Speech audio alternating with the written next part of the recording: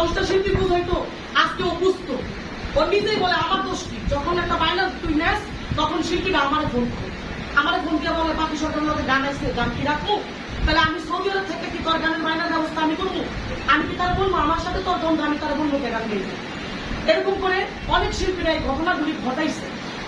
পরিশেষে একটা বায়না এই যে এই ফেব্রুয়ারির জানুয়ারির 9 তারিখে আমার বাবা আবু সরকার, উনি তো আগে থেকে আমার মহব্বত করে, আর বিশেষ করে আমার এখন মানে মানে কি বলবো, আমার একজন গার্জিয়ান নাই, আমাকে গাইড করার মতো আমার উস্তাদ ছিল, মারা গেছে।